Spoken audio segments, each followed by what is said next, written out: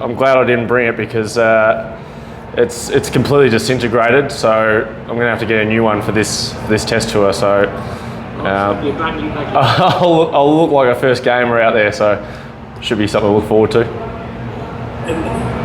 I don't mean to harp on about the baggy bean, but is it stored somewhere at home? Is it something you kind of put away in a cupboard and haven't checked for a little while? Well, my last test was a test win in Bangladesh, and it's full of all sorts of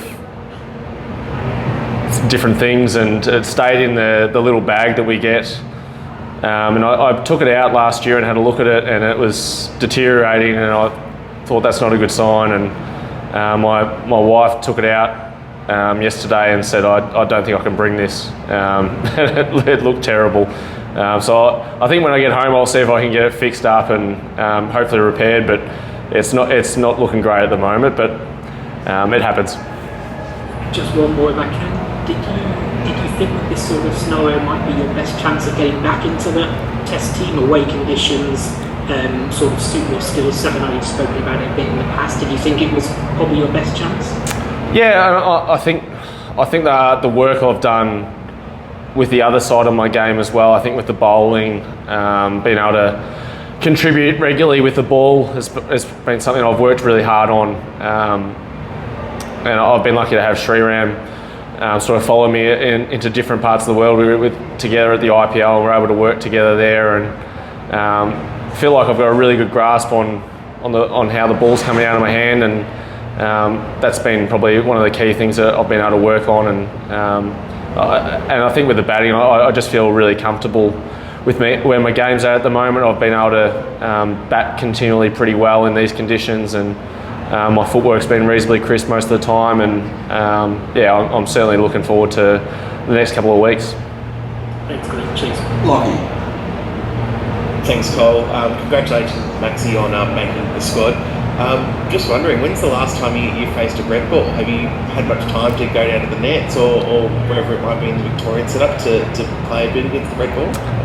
I trained a bit with the red ball last year in the pre-season with Chris Rogers, and the first few balls I joked and said that the white ball doesn't swing as I let a couple of balls go outside off stump. And but yeah, I've done a bit of red ball work training wise, and always trying to stay ready just in case, and knowing that there was a fair few subcontinent tours coming up, not just this year but next year as well.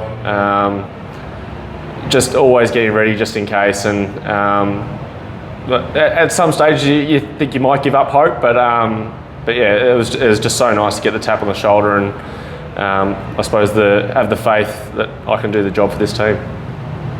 You've spoken a few years ago about how Shield cricket doesn't necessarily prepare you for touring in Asia particularly. Do you feel ready, even though you haven't played much first-class cricket, to play a test match if needed? Yeah, I think even just looking at these ODIs over here, I don't think anything that we do in our domestic competition prepares you for what you're facing out there. It's so totally alien to us, and it's only the guys with a bit of experience and that have been, I suppose, able to get a lot of net time and work on their games and gather learnings as quickly as possible from those net sessions or centre wickets that they have, and work out a game plan and stick to it as long as they possibly can. And I suppose that's the hard thing for people trying to pick a squad back home, is people might have success against spin in Australia, but it just doesn't compare to what you face when you're over here. The ball's spinning, it's rolling on the ground, it's doing all sorts. So to be able to combat that in different ways, sometimes a player misses a good shot for you, and I thought we saw that tonight with the way that Marnus and Alex Carey went about their work, and then Cameron Green at the end. And just finally, having Andrew McDonald there as coach, someone you played a fair bit of cricket with, worked around the Victorian system, does it feel like a different test team you're coming back into with him there in charge?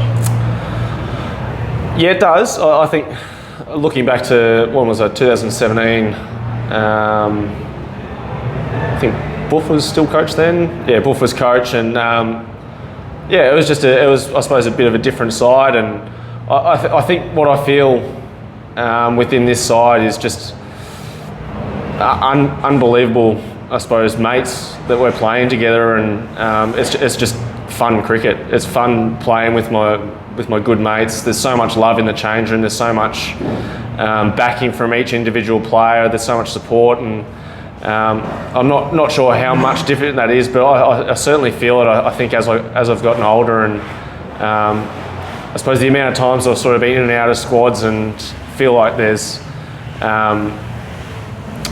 always pressure. I feel like the players that are in the squad at the moment don't feel the pressure from in the change room. They feel like they've got the undying support of everyone, and that's a credit to the leaders in the group that have created that. And as I said, I'm so looking forward to spending an extra couple of weeks with this group. Matt, you there, Matt? Yeah, sorry, I'm just getting off mute. Not my strong suit. Congratulations. I just wondered, what sort of message have you been given? Have you been told you're a fully fledged member of the squad and you're a chance to play? What's sort of the messaging? I just got the nod that I was sticking around, and that I was in the test squad, so I haven't got too much other. They haven't told me I'm captain and opening the batting and bowling yet, but I'm sure that'll come. And just wondered, given the increasingly hard work the one-day series, how good a preparation do you think that'll be for the test series for the guys who are staying on? Sorry, I didn't quite catch that. I'm just saying how much hard work that the one-day series was in those conditions. It seemed to become increasingly sort of hard work. How good a preparation will that be for the test series, given the amount of hard work that the guys staying on had to do at the bat? Yeah, it was certainly very difficult, and I think for the guys that spent time out there, that were able to, I suppose, construct an innings at different times, even if it was only 30 or 40, they got an idea of how they're going to play over here, and being able to stick to a game plan for long enough, and put the bowlers under pressure and make them bowl balls to suit them. And I think we saw the guys that had quick footwork forward and back were able to have success. Doesn't necessarily mean hitting over the top, but being able to put pressure on with your positive intent with your footwork, and I think that was a real good sign. I think a guy like Alex Carey, who uses the sweep and the reverse really well, it doesn't allow the bowlers to settle, and it means that their lengths are always being adjusted, where guys that are stuck on the crease they're able to get a hold of and settle into a line of length. So for our players to be able to be busy with their feet and be able to put them under pressure is going to be something that I think we're going to look forward to trying to do in this series. And if you get the opportunity, what do you think you can bring to the team in the test series? I think I bring a lot of experience playing these sorts of conditions, and being able to tackle good spin bowling in tough conditions. It's something that I pride myself on, being able to have quick feet and be able to find a way through adversity in tough conditions. And I suppose looking back to 2017, being able to get a Test 100 in India is something that I'm extremely proud of, and to be one of only a couple of people in the last decade to do that is something I'm hoping that holds me in good stead for this as well. And my game plan's probably not going to change a whole lot. It's probably just going to be a little bit more, I suppose, time consuming and being able to spend more time at the wicket, but without any run rate pressure. I'm certainly looking forward to that opportunity to bat a long period of time. Thank you and good luck. Thanks very much, mate. Last one here, guys. Hazel. Hi, Maxi. Hey, mate. Just more about playing spin, and you talked about how you've done that well in India. Has your stint with IPL helped you become a better player at spin, and will that really help you here in Sri Lanka, or are the Sri Lankan conditions totally different? Yeah, I think batting at training during the IPL so regularly, I think being in a bubble during the IPL really helped, because there was no travel, so we had more time for training sessions, and I think that really helped me this year.